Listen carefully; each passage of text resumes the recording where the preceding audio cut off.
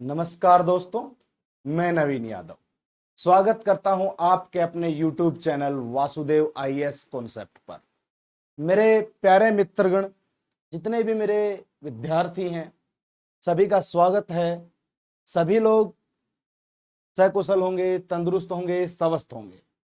उम्मीद करता हूं बढ़िया से पढ़ाई कर रहे होंगे, अच्छे से सीख रहे होंगे। सभी को गुड आफ्टरनून, राम राम। मेरे प्यारे मित्रगणों, पिछली क्लास में हमने मुगल सल्तनत की नींव रखवाई और मुगल सल्तनत की कहानी को पढ़ना शुरू किया। अब उसी मुगल सल्तनत में आगे बढ़ेंगे और उस मुगल सल्तनत में जैसे जैसे शासक आएंगे उन सभी की कहानियों को हम जानेंगे।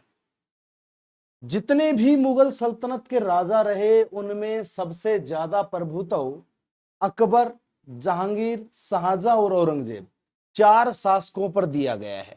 उसके अलावा मुगलों का इतना वर्चस्व इन चारों के अलावा किसी का नहीं रहा। आज जिस राजा की कहानी हम पढ़ेंगे, एक प्रकार से मैं उसे भाग्यहीन राजा कह सकता हूं, या साधारण से नॉर्मल शब्दों में बोलते हैं ना, निर्भाग, जिसके कोई भाग ही ना हो, ऐसा शासक। ऐसा शासक जो निर्वासित जीवन जीता रहा, एक ऐसा शासक जो भटकता रहा। जी हां, हम बात करेंगे बाबर के पुत्र हुमायूं के बारे में। मैं उसे निर्वासित क्यों कह रहा हूं? क्योंकि एक ऐसा व्यक्ति था जिसको कभी स्थिरता मिली ही नहीं। ज्योतिष में विश्वास करने वाला शासक, जो 7 रंगों के अलग अलग कपड़े पहनता था 7 दिन, इतना ज्यादा विश्वास था वो ज्योतिष के अंदर। अब उस शासक का जीवन कभी स्थिरता में नहीं आया, जिंदगी भर भटकते रहा, जिंदगी भर निर्वासित जीवन जीता रहा। 1530 से 40 तक 10 साल का राज करेगा, फिर 15 साल गायब हो जाएगा, फिर 55 में दोबारा आएगा और 56 में मृत्यु को प्राप्त हो जाएगा। यानी कि कभी ढंग से राज करना उसके जीवन में ही नहीं रहा। लेकिन हां, उसी का बेटा अकबर जो लंबे समय तक राज करके जाएगा। हम शुरू करते हैं आज की कहानी अपने बैच मिशन इंद्रप्रस्थ के तहत। सामने एपिसोड 2, मुगल सल्तनत के एक निर्वासित शासक की गाथा। निर्वासित मतलब भटकता हुआ व्यक्ति, उसकी गाथा हम लेकर के आए हैं। तो दूसरा एपिसोड हम लेकर के आए हैं। तो आइए हम बात करते हैं मुगल सल्तनत के निर्वासित शासक की। कौन है वो मुगल सल्तनत का निर्वासित शासक? क्या कहानी है उस निर्वासित शासक की? उसी की गाथा को हम पढ़ेंगे। दोस्तों, जिस निर्वासित शासक की मैं बात कर रहा हूं वो है हुमायूं। कौन है? हुमायूं। वैसे तो हुमायूं का मतलब होता है भाग्यशाली, लेकिन ये भाग्यशाली नहीं, भाग्यहीन था। क्यों? क्योंकि भाग्यशाली होता तो बहुत कुछ करके जाता, लेकिन बेचारा भाग्यहीन जीवन जीता है। तो दोस्तों, ये जो हुमायूं था, इसका जन्म कहां हुआ वहां से हम शुरुआत करते हैं। जन्म 6 मार्च 1508 को हुआ। आखिर मुगलों की जन्म तिथि बहुत बार पेपर में पूछ ली जाती है, तो आपको याद रखना है। कहां पर हुआ था? तो काबुल, अफगानिस्तान में जगह है, क्योंकि इसके पिता ने काबुल पर राज किया था। वहां इसका जन्म हुआ था हमाम बेगम से। बाबर की जो पत्नी थी हमाम बेगम, उसका बेटा था हुमायूं। सामने जो आप तस्वीर देख रहे हो, ये हुमायूं की तस्वीर है। नसीरुद्दीन हुमायूं इसका पूरा नाम था। जहीरुद्दीन मोहम्मद बाबर का बेटा नसीरुद्दीन हुमायूं। अब नसीरुद्दीन जो हुमायूं था, ये 2 चरणों में राज करेगा। वो राज नहीं कह सकते, बट करेगा, मान लेते हैं राज था नहीं वो राज। अब मृत्यु 1556 में हुई थी इसकी। 27 जनवरी 1556 में दिल्ली में इसकी मृत्यु हो जाती है। इसका मकबरा दिल्ली में है। दिल्ली के अंदर उस समय सबसे खूबसूरत इमारत इसका मकबरा मानी जाती थी। और इसके मकबरे के ठीक सामने निजामुद्दीन औलिया की दरगाह है। एक साइड हुमायूं का मकबरा और एक साइड निजामुद्दीन औलिया, संत पीर पैगंबर इनका, उनकी दरगाह है। कितना अद्भुत नजारा है ना उस रोड का। उस मार्ग का जिसमें एक साइड अस्थिरता वाले शासक की ओर देखते हैं तो बताता है कि जीवन में अस्थिरता क्या है। एक साइड किसी संत की मजार है जिसे देख करके पता चलता है कि जीवन को किस प्रकार स्थिरता में बना करके जीवन जीना चाहिए। यानी कि जिस एजुकेशन को हम पढ़ रहे हैं, एजुकेशन का मतलब होता है मन को जगा लेना। शिक्षा का काम ही है इंसान की अंतरात्मा को जगा देना, मन को जगा देना। लेकिन हुमायूं कभी उस मन को नहीं जगा पाया और मन को ना जगाने के कारण ये अपने अस्थिर जीवन के लिए, डगमगाते हुए जीवन के लिए जाना जाता है।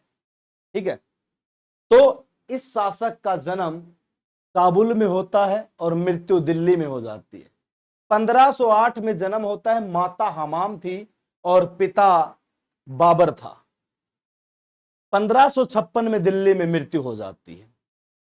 उसके बाद नसरुद्दीन मोहम्मद जो था, इस नसरुद्दीन मोहम्मद की कहानी आगे लेकर के चलते हैं।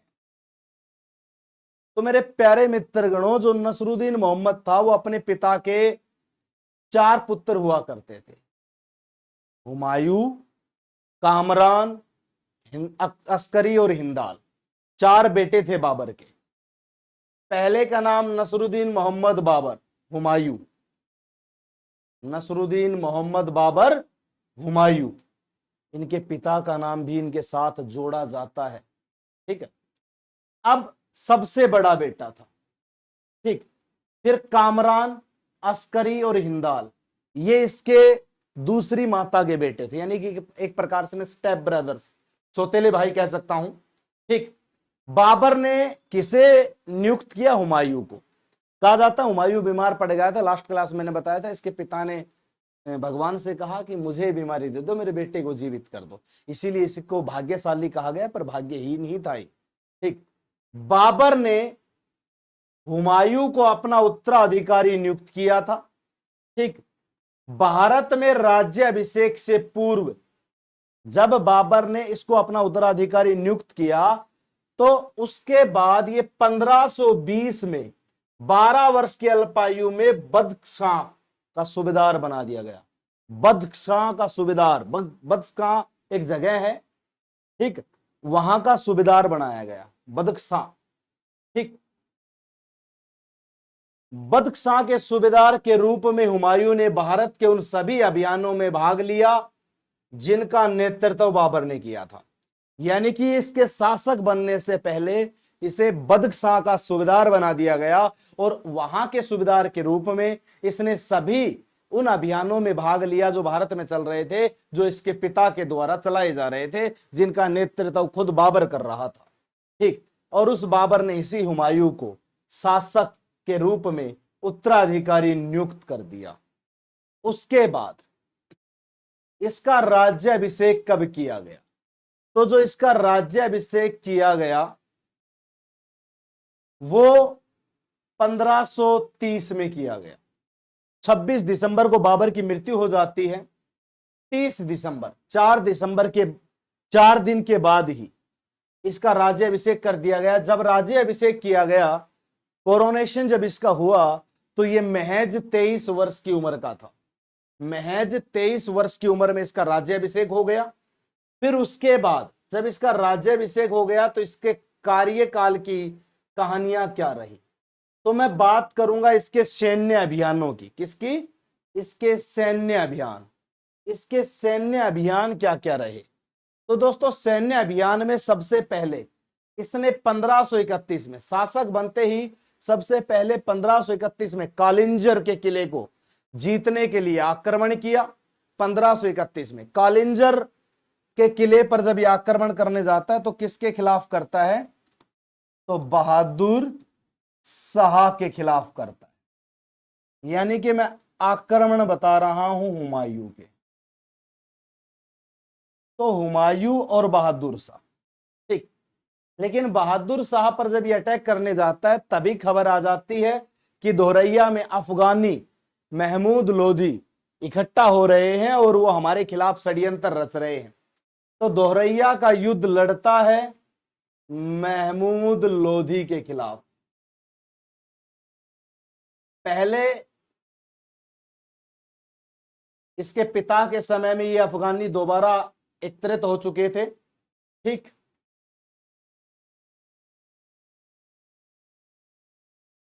फिर चुनार का आक्रमण, चुनार का घेरा,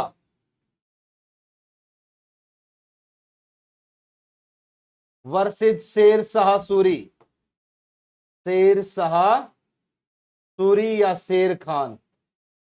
ठीक, इसके जीवन में ये एक आदमी ऐसा आया था जो इसका जीवन बदल देगा, इसको भागने पर मजबूर कर देगा। बाकी इन सभी को तो ये दबा देगा, बाकी इन सभी को तो ये दबा देगा। इन सभी में भारी कौन पड़ा? हुमायूं पड़ा। इन सभी युद्धों में भारी कौन रहा? हुमायूं रहा। लेकिन चुनार के किले को घेरते समय हुमायूं और शेरशाह के बीच संधि हो गई। संधि हो गई कि भाई मैं हाथ जोड़ता हूं, दोनों मिलके साथ बढ़ेंगे। यह सबसे बड़ी गलती थी हुमायूं की, इसके साथ संधि कर देना। पहली गलती, 4 भाई थे, राजा बनते ही अपने राज्य को विभाजित कर दिया। अगर ये राज्य को विभाजित ना करता तो ये बहुत अच्छे समय तक राज करके जाता।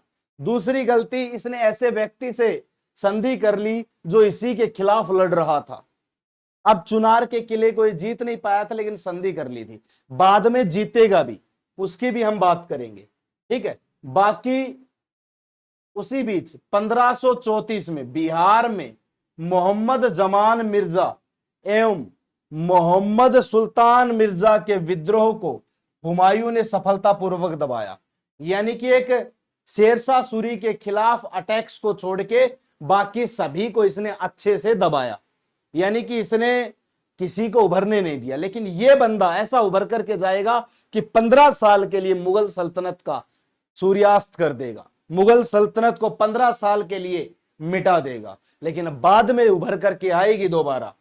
ठीक, उसके बाद इसके सैन्य अभियान चले हुए हैं। इसके सैन्य अभियान में हम बात करते हैं बहादुर शाह की, जिसके बारे में मैंने बताया।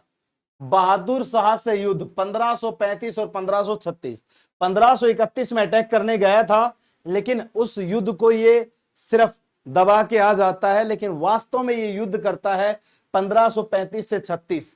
ठीक, गुजरात के शासक बहादुर शाह ने 1531 में मालवा तथा 32 में रायसेन के किले पर अधिकार कर लिया था। 31 में इसने मालवा और 32 में रायसेन के किले को जीत लिया था। 1534 में उसने चित्तौड़ पर आक्रमण कर उसे संधि के लिए बाध्य किया। 34 में बहादुर शाह ने चित्तौड़ पर आक्रमण किया और उससे संधि कर ली। बहादुर शाह ने तुर्की के कुशल तोपची रूमी खां की सहायता से एक बेहतर तोपखाने का निर्माण करवाया था। बहादुर शाह ने तुर्की के कुशल तोपची रूमी से एक तोपखाने का निर्माण करवाया था। यानी कि ये अच्छी चढ़ाई चढ़ रहा था, लेकिन हुमायूं से जब इसका युद्ध होता है तो हुमायूं इसे दबा देता है, और हुमायूं जब इसे दबा देता है तो सारा अधिकार किसका हो जाता है? हुमायूं का हो जाता है। अब बात आती है शेरशाह के संघर्ष की। शेरशाह से हुमायूं का संघर्ष कैसा रहा? तो शेरशाह से संघर्ष, कॉन्फ्लिक्ट विद शेरशाह, तो शेरशाह से 2 युद्धों का संघर्ष रहा, चौसा और बिलग्राम, और दोनों ही युद्ध हुमायूं हार जाता है। दोनों ही युद्ध हुमायूं हार जाता है। हुमायूं और शेरशाह के बीच दोनों के दोनों हारा। कौन भाई? हुमायूं। शेरशाह डिफीटेड हुमायूं, शेरशाह ने हुमायूं को हरा दिया। ठीक, फिर उसके बाद शेरशाह से परास्त होने के उपरांत हुमायूं सिंध चला गया, सिंध भाग गया, जहां उसने लगभग 15 वर्षों तक घुमक्कड़ों जैसे निर्वासित जीवन व्यतीत किया। मैंने बताया कि शेरशाह से हारने के बाद ये दौड़ता रहेगा, 15 साल के लिए अस्त हो जाएगा सूर्य इनका। हुमायूं लगभग 14 वर्षों तक काबुल में रहा, अपने घर रहा 14 वर्षों तक, बाहर नहीं निकला घर से, क्योंकि बाहर निकलते ही शेरशाह मार देता, इसलिए डर के बैठा था। ऐसा मैं नहीं कहता, इतिहासकार कहते। कभी मेरे मान लो कि भैया मैं ही कह रहा हूं, मेरे पर्सनल विचार नहीं है। हुमायूं ने पुनः 1545 में कांधार एवं काबुल को जीत लिया। 1545 में कांधार और काबुल को जीत लिया। शेरशाह के पुत्र इस्लाम शाह की मृत्यु के बाद हुमायूं को हिंदुस्तान पर अधिकार पुनः प्राप्त करने का अवसर मिला। 5 सितंबर 1554 ईस्वी में हुमायूं अपनी सेना के साथ पेशावर पहुंचा। फरवरी 1555 में उसने लाहौर पर कब्जा कर लिया। अपने घर में बैठा था, 45 में काबुल पर अधिकार प्राप्त कर लेता है। फिर शेरशाह का बेटा इस्लाम शाह मर जाता है। उसकी मृत्यु के बाद यह पुनः भारत की ओर रुख करता है और भारत पर दोबारा स्थापत्य प्राप्त करने का इसे अवसर मिलता है और उस अवसर को ये गंवाना नहीं चाहता था। 54 के अंदर हुमायूं हिंदुस्तान में आता है दोबारा, ठीक, और अपनी सेना को लेकर के पेशावर पहुंच जाता है। अब पेशावर पहुंच करके फरवरी 1555 में उसने लाहौर पर कब्जा कर लिया। उस समय हिंदुस्तान ही हुआ करता था, भारत ही हुआ करता था, तो 55 में लाहौर पर कब्जा कर लिया था इसने, ऐसा इतिहासकार मानते हैं। ठीक, कहते हैं कि इस चौसा के युद्ध को जीतने के बाद हुमायूं गंगा के किनारे गंगा नदी में कूद जाता है और एक भिश्ती की मदद से बचता है। उस भिश्ती ने इसकी जान बचाई थी हुमायूं की, अदरवाइज ये मर जाता। जिस भिश्ती ने इसकी जान बचाई उसे एक दिन का बादशाह बनाया था हुमायूं ने। एक दिन का बादशाह हुमायूं ने बनाया भिश्ती को, और भिश्ती के नाम से सिक्के भी जारी करवाए थे। तो कहा जाता है कि एक दिन का बादशाह कौन बना था? भिश्ती। किस युद्ध के बाद? चौसा के युद्ध के बाद, ठीक। और इसी युद्ध के बाद ये दौड़ता और भागता रहा। 39 में लड़ा, 40 में फिर ये एकत्रित होता है शेरशाह से लड़ने के लिए, फिर मात खाता है। मेरे प्यारे मित्रगणों, बता देता हूं, चुनार के किले को जब जीतने के लिए जाता है तो इसका बेटा जो होता है शेरशाह सूरी का, कुतुब खां, उसने इसको कब्जा नहीं करने दिया था हुमायूं को। फिर हुमायूं की सेना जब अंदर जाती है तो वो सब चले जाते हैं क्योंकि उनके पास कम सेना थी। जब हुमायूं की सेना अंदर जाती है तो ऐसा लोक श्रुति मिलती है कि वहां बहुत सारी शराब रखी हुई थी और हुमायूं की सेना शराब के नशे में डूब जाती है और 1 महीने तक बाहर ही नहीं आती। तो ऐसी सेना इसके साथ थी। ये खुद अफीम का शौकीन था, अफीम खाया करता था, नशा करता था अफीम का, और नशा हर चीज को समाप्त कर देता है, ये भी पक्की बात है, ठीक है। तो नशे से परहेज नहीं किया तो ये अपने राज्य को गवा बैठेगा। उसके बाद आगे चलते हैं हुमायूं के जीवन की ओर। अब हुमायूं ने मच्छीवाड़ा का युद्ध लड़ा। किसका युद्ध लड़ा? मच्छीवाड़ा। मच्छीवाड़ा का युद्ध 1555 में लड़ा। लुधियाना से लगभग 19 मील पूर्व सतलुज नदी के किनारे स्थित मच्छीवाड़ा स्थान पर हुमायूं अफगान सरदार नसीब खान और तात्तर खां के साथ युद्ध करता है। हुमायूं जीत जाता है इस युद्ध में, ठीक। कहते हैं कि जो हुमायूं है वो तात्तर खां से युद्ध लड़ता है और नसीब खां से युद्ध लड़ता है और दोनों को हरा देता है। कब? 1555 में। और पंजाब पर मुगलों का अधिकार हो जाता है। उसके बाद सरहिंद का युद्ध, उसके बाद सरहिंद का युद्ध लड़ा गया। सरहिंद का युद्ध 22 जून 1555 को लड़ा गया। इस संघर्ष में अफगान सेना का नेतृत्व सुल्तान सिकंदर सूर यानी कि सिकंदर शाह सूरी, आखिरी वंशज सूरवंश का, मुगल सेना का नेतृत्व बैरम खां कर रहा होता है, ठीक। इस संघर्ष में अफगानों की पराजय हुई यानी कि सिकंदर शाह सूरी मारा गया।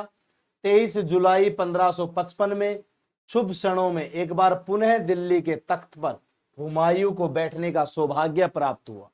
फिर दोबारा 1555 में दिल्ली के तख्त पर बैठा हुमायूं, लेकिन यह खुशी ज्यादा समय तक नहीं रही।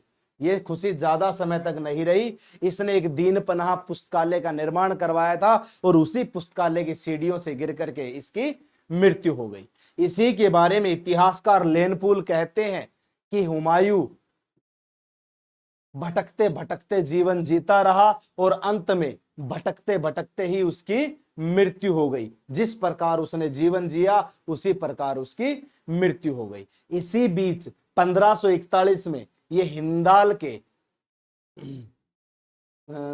आध्यात्मिक गुरु मीर अकबर जामी की बेटी से हमीदा बानो से विवाह कर लेता है और फिर उसको राणा वीरसाल के महल अमरकोट में छोड़ करके अपने निर्वासित जीवन की ओर दौड़ लेता है। कहते हैं कि जब ये छोड़ करके गया था उसी बीच 1542 में अकबर का जन्म हो जाता है। यानी कि पिता बाहर था, मैं टिप्पणी नहीं कर सकता, ऐसा मैं नहीं कहता, लोक श्रुति कहती है। लोक श्रुतियों में आया है जब अकबर का जन्म हुआ था तब उसका पिता काफी समय से घर नहीं था और राणा वीरसाल के महल में अकबर का जन्म होता है और राजपूत क्षेत्र में जन्म हुआ तो अकबर की कुछ चीजें राजपूतों के प्रति झुकाव रखती थी और अकबर का राजपूतों से काफी लगाव रहा। 1542 में जन्मा अकबर 1556 में मात्र 14 वर्ष की आयु में शासक बन जाएगा और उस अकबर की कहानी को पढ़ेंगे हम। ठीक है, आज की कहानी में हमने निर्वासित शासक की गाथा को पढ़ा, कैसे वो भटकता रहा। पहली उसने दो गलतियां करी। पहली गलती अपने भाइयों में साम्राज्य विभाजित कर दिया। दूसरी गलती उस बंदे ने एक विद्रोह दबाने के लिए अपनी सेना पीछे खींची और संधि कर ली। ठीक, और अपना साम्राज्य छोड़ करके भागने पर मजबूर हो गया। ये दो गलतियां। तीसरी सबसे बड़ी गलती, अफीम का शौकीन था, नशा करता था। हो सकता है कि नशे में ही पुस्तकालय की सीढ़ियों से लुढ़क गया हो। तो ये गाथा थी एक निर्वासित शासक की। कौन था निर्वासित शासक? वो था हुमायूं। अगली क्लास के अंदर हम हुमायूं के बेटे अकबर की कहानी को पढ़ेंगे। ठीक है, और अकबर की कहानी क्या रही? हमीदा बानो उसकी माता का नाम था, हुमायूं पिता का नाम था। पिता का नाम हुमायूं है, वास्तव में ही है, लेकिन कुछ लोक श्रुतियों ने बताया है कि हुमायूं बाहर था उस समय पे, तब उसका जन्म हुआ था। ठीक है, अब इसकी कहानी मैं नहीं जानता और ना ही मैं लोक श्रुतियों पर इतना विश्वास कर रहा हूं, क्योंकि लोक श्रुतियां तो कुछ भी बता देंगी। ठीक, तो आप सभी को भी लोक श्रुतियों पर विश्वास नहीं करना है। मैं सभी मित्रगणों का अपने चैनल पर स्वागत करता हूं जो नए जुड़े हैं। मैं उन सभी मित्रगणों से निवेदन करता हूं कि सभी चैनल को शेयर कर दिया करें ताकि वीडियो ज्यादा से ज्यादा बच्चों तक पहुंच सके। ये क्लासेज सिर्फ बच्चों के ही काम की नहीं है, ये क्लासेज हमारे देश के हर व्यक्ति, चाहे वो बुजुर्ग वर्ग का हो, चाहे युवा वर्ग का हो, और चाहे वो तैयारी करने वाला व्यक्ति हो, सभी के लिए महत्वपूर्ण होती है, क्योंकि सभी को पता होना चाहिए हमारे देश का इतिहास क्या है। इसलिए मैं ये लेकर के आया हूं आपके सामने, और आप सभी इस क्रांति में मेरा सहयोग करें और मेरे साथ चलें। मैं सिर्फ लाइक, शेयर और कमेंट की मांग आपसे करता हूं। तो आज के लिए इतना ही रहेगा। जय हिंद, जय भारत, थैंक यू।